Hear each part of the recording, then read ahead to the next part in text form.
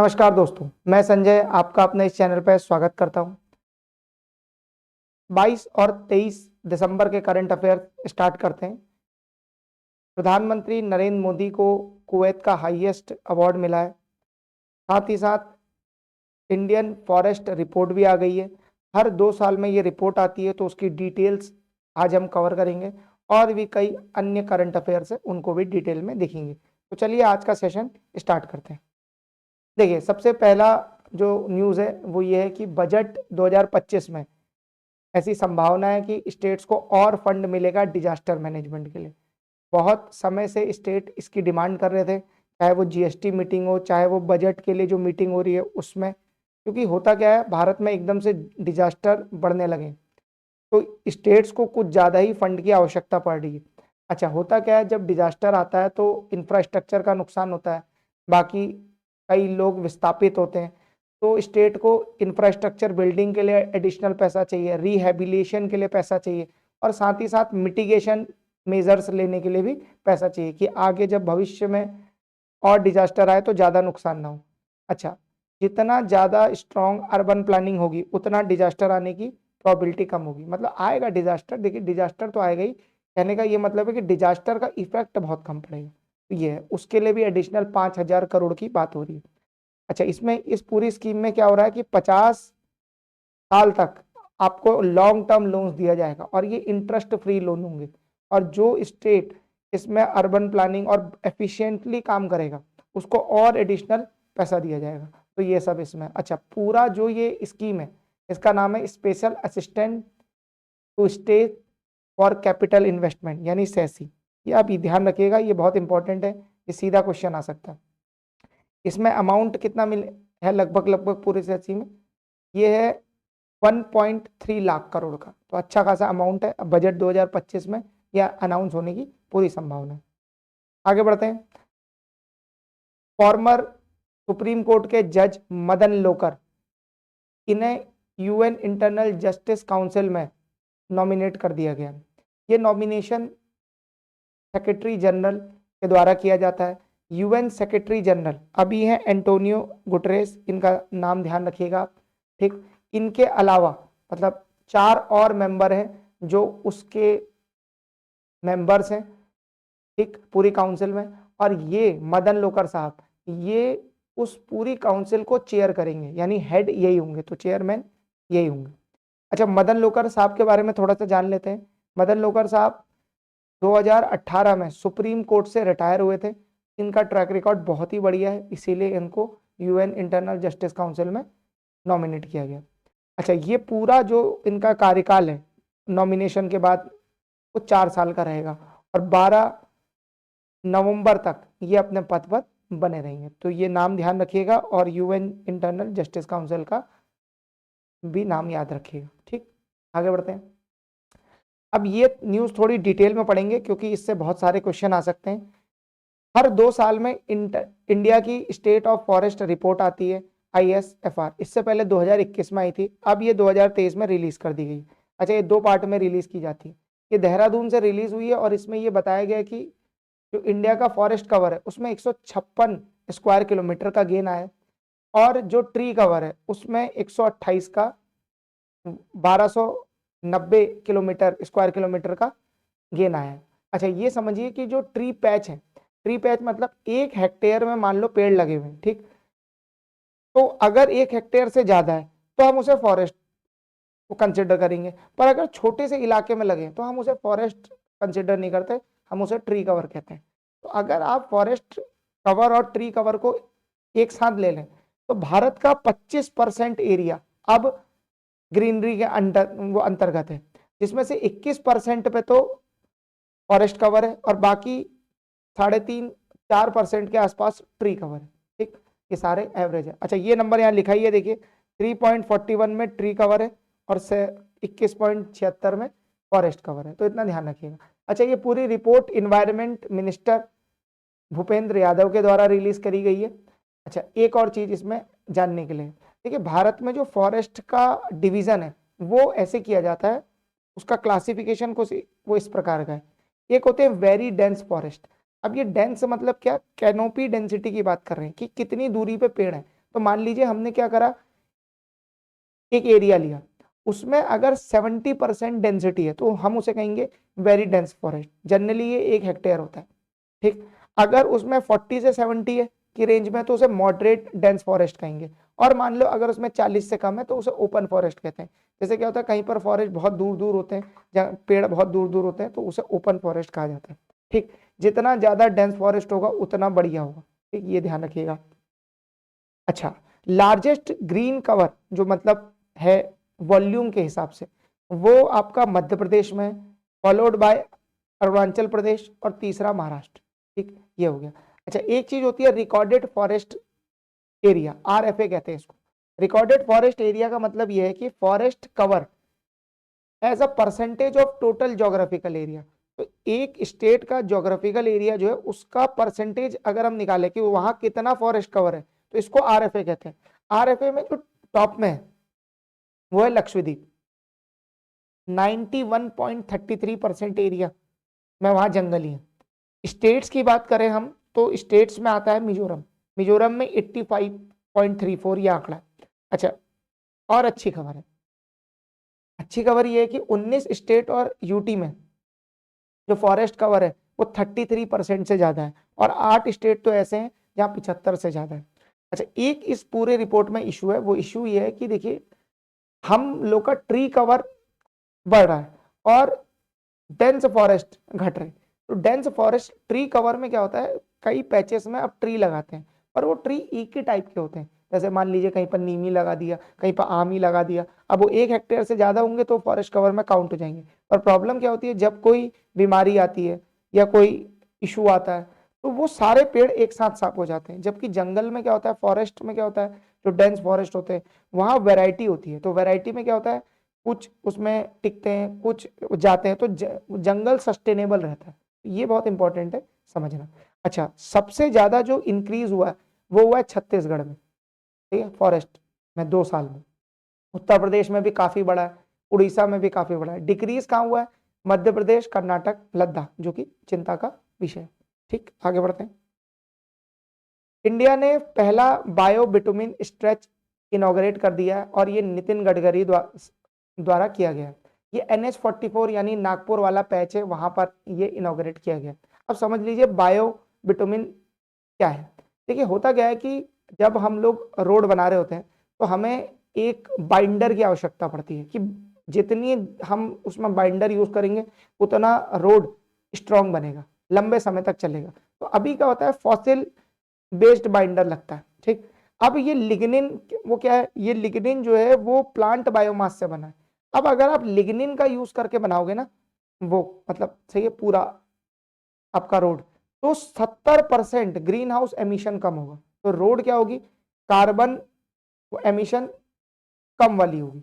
इससे क्या होगा, इंडिया ने 2070 में कार्बन न्यूट्रल बनने का अपना टारगेट वो लिया है, उसको हम जल्दी अचीव कर पाएंगे। अब भारत में तो बहुत ही बल्क लेवल पर रोडें बननी है और इंफ्रास्ट्रक्चर डेवलपमेंट होना है और चल भी रहा है, तो उसके लिए ये बड़ा इंपॉर्टेंट है।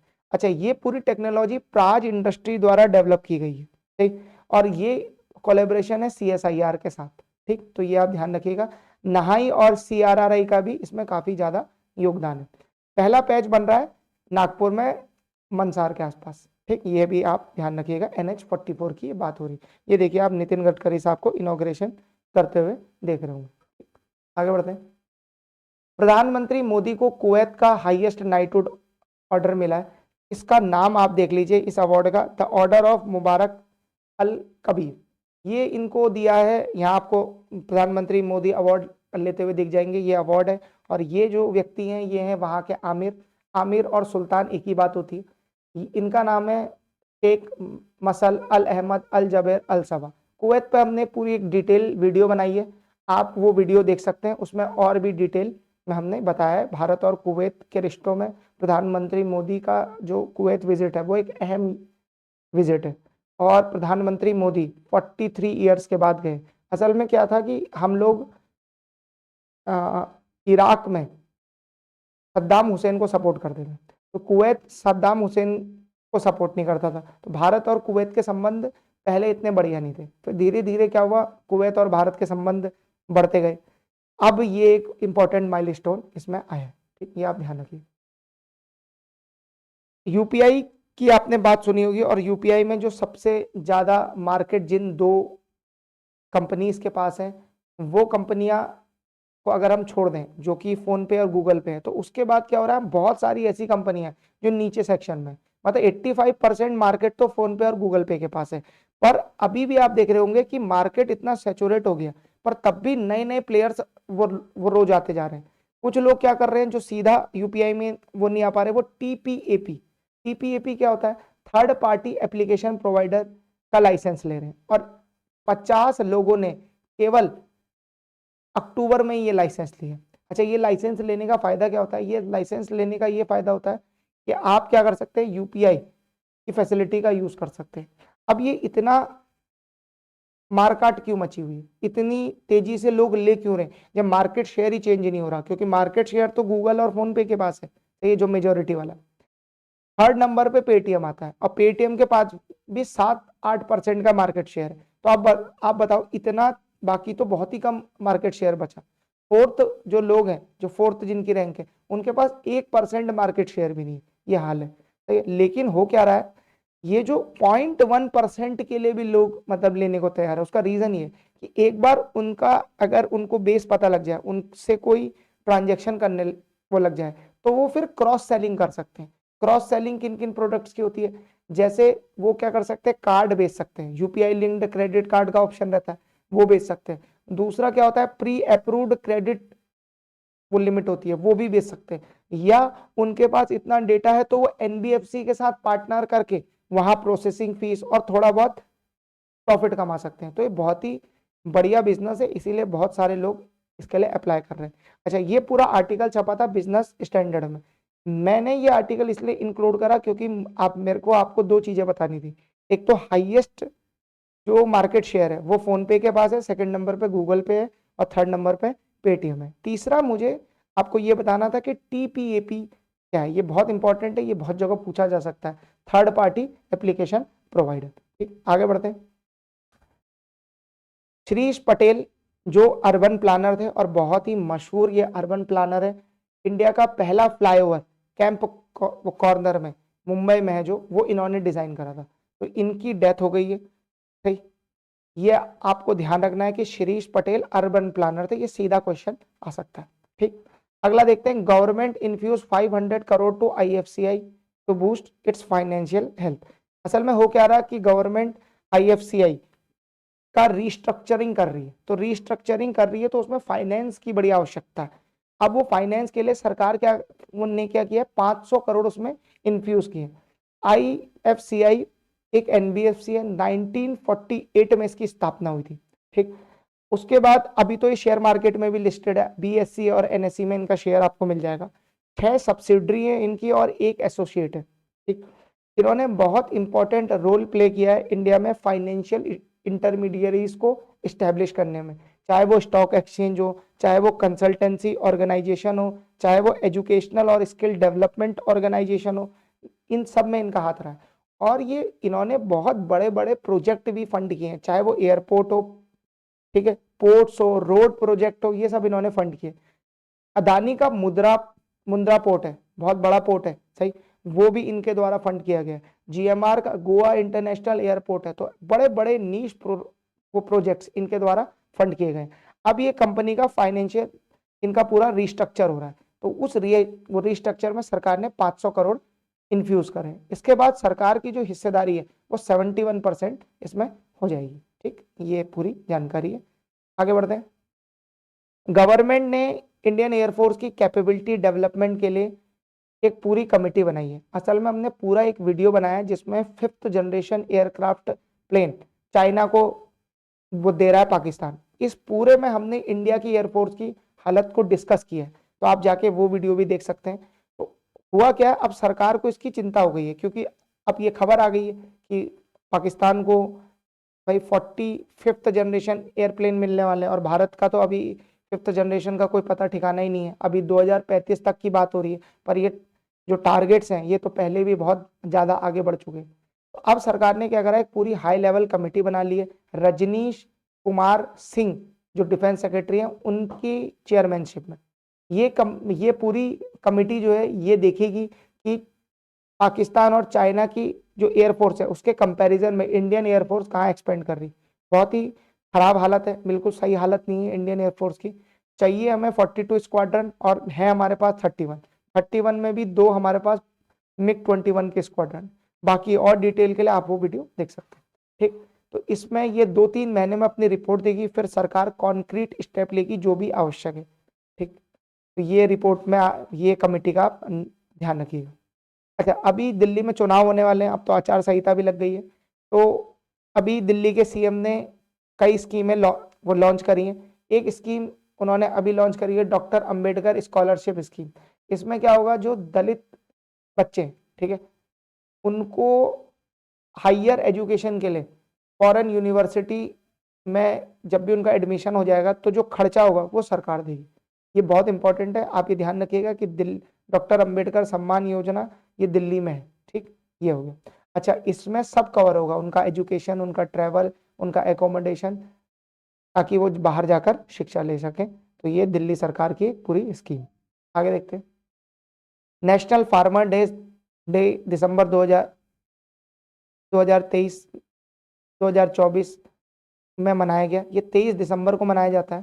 अच्छा, ये हर साल मनाया जाता है, दिसंबर 2023 में ही मनाया गया, 24 में ही मनाया गया। ये मनाया जाता है, पहले भी मनाया गया, क्योंकि एक हमारे 5th प्राइम मिनिस्टर थे चौधरी चरण सिंह, ये उनके सम्मान में उनकी बर्थ एनिवर्सरी को याद करने के लिए मनाया जाता है। वो चौधरी चरण सिंह खुद पेशे से वो किसान थे। ठीक, तो उनकी याद में ये मनाया जाता है। इसमें हम लोग ये फोकस करते हैं कि फार्मर्स को कैसे हम उनकी इनकम बढ़ा सकें, कैसे सस्टेनेबल एग्रीकल्चर वो बना सकें। तो इस बार की ये थीम थी, honouring farmer and promoting sustainable agriculture. ये होगी। आगे देखते हैं, सुमन बेरी ने एडिशनल चार्ज लिया है पीएम इकोनॉमिक एडवाइजरी पैनल का। एक्चुअली क्या है, सुमन बेरी नीति आयोग के वाइस चेयरमैन है, पर अभी अभी क्या हुआ था, कुछ दिन पहले विवेक देबरॉय का देहांत हो गया था। ठीक, और अब विवेक देबरॉय पिछले 1 महीने से एम्स में एडमिट थे, तो पिछले 1 महीने से ही ये कार्यभार देख रहे थे। पर अब क्या वो हो गया है कि उनकी डेथ के बाद अब इनको पूरा एडिशनल चार्ज वो दे दिया गया। विवेक बेरी मतलब सुमन बेरी साहब आपका नीति आयोग भी संभालेंगे और साथ ही साथ पीएम इकोनॉमिक एडवाइजरी पैनल के वो चेयरमैन भी रहेंगे। तो आप इनका ध्यान वो रखिएगा, ये नाम बहुत इंपॉर्टेंट है, सुमन बेरी। ठीक, आगे बढ़ते हैं। इंडिया होस्ट करने वाला आईएसएसएफ जूनियर वर्ल्ड कप 2025 का पूरा, ये international shooting sports federation ISSF की फुल फॉर्म है। ये world cup junior world cup है, ये भारत में होने वाला है। इसमें राइफल, शूटिंग, शॉटगन तीनों होगा, इवेंट्स होंगे। अच्छा, ये अभी 10 सालों में सही भारत में 9 टॉप लेवल के इवेंट्स हो चुके हैं शूटिंग के। सही, ये बहुत बड़ी बात है, क्योंकि अब धीरे धीरे क्या हो रहा है, देखिए भारत, आपने अगर कॉमनवेल्थ, एशियन गेम्स और अगर ओलंपिक में भी देखा होगा तो हमारे शूटर्स बहुत बढ़िया परफॉर्म करते हैं। तो ये एक बहुत बढ़िया बात है कि भारत में ऐसे वर्ल्ड कप होते रहे, जिससे भारत के जो जूनियर टैलेंट है, जब नीचे से टैलेंट बढ़ेगा तभी तो वो धीरे धीरे ऊपर जाएगा और मेडल लेके आएगा। तो ये ऐसी प्रतियोगिताएं भारत में होती रहनी चाहिए और ये बहुत इंपॉर्टेंट है हमारे भविष्य के गोल्ड मेडल के लिए भी, और जो भारत में टैलेंट है उसको कंपटीशन का पता लगे, उसे सुविधा मिले, उसे बढ़िया ओलंपिक की उसकी यही तैयारी होता रही। ये बहुत इंपॉर्टेंट। आगे देखते हैं, सुप्रीम कोर्ट के एक जज की तो हमने अभी पहले बात करी थी। ठीक, एक और जज हैं संजय कौल साहब, ये तो अभी अभी रिटायर हुए। इन्हें बहरीन इंटरनेशनल कमर्शियल कोर्ट में इन्हें नियुक्त कर दिया गया। ठीक, अच्छा, ये वहाँ के मेंबर है। ठीक, ये पूरा एक कोर्ट होता है, ये बहरीन इंटरनेशनल कमर्शियल कोर्ट जो है, ये ऐसा कोई पब्लिक कोर्ट नहीं है। सही, ये बहरीन सरकार का कोर्ट नहीं है, एक्चुअली ये प्राइवेट कोर्ट होता है। यहाँ क्या होता है, कमर्शियल डिस्प्यूट्स जो होते हैं वो निपटाए जाते हैं। जैसे क्या होता है, 2 ट्रेडिंग पार्टी जब भी ट्रेड में एग्रीमेंट साइन करती है, तो जो भी डिस्प्यूट होता है उसके लिए वो लिख देती है कि इसको यहाँ पर सेटल किया जाएगा। तो ऐसे ही बहुत सारे dispute Bahrain international commercial court में जाते हैं और वहाँ जज होते हैं, और उन जजों में से एक जज अब संजय कौल साहब है। ठीक, ये आप ध्यान रखिएगा। दूसरा यहाँ पे ये भी ध्यान रखिएगा कि ये जो कमर्शियल कोर्ट होते हैं, ये सारे ट्रांजैक्शन, जैसे ये कैसे केस देखते हैं, जिसमें मान लीजिए कोई ट्रांजैक्शन है, सप्लाई ऑफ गुड्स का केस है या फिर कंसल्टिंग सर्विस का केस है, या सर्विसेज, आईटी सर्विसेज में कोई एग्रीमेंट है और उस एग्रीमेंट का पालन नहीं हुआ, investing, buying back of shares, इन सब का यहाँ देखा जाता है। ठीक, और ये जज जो है फिर उस पर फैसला देते हैं जैसा भी इनके सामने केस आता है। बहरीन की कैपिटल भी आपको ध्यान रखना जरूरी है। बहरीन की कैपिटल है मनामा और बहरीन की करेंसी है दिनार। जब बहरीन वेस्ट एशिया में एक आइलैंड कंट्री, तो सऊदी यूएई के बिल्कुल बगल में आइलैंड है एक छोटा सा, अगर आपने मैप देखा होगा तो वहां पर बहरीन है। ठीक, अच्छा जाते जाते एक छोटा सा सवाल, इंडिया में अभी फर्स्ट बॉर्डर सोलर विलेज बना है एक गांव, उस गांव का नाम क्या है? मलाना, याना, खिमसार या मसाली? इसका आंसर आपको हमें कमेंट सेक्शन में देना है। Thank you very much for your time.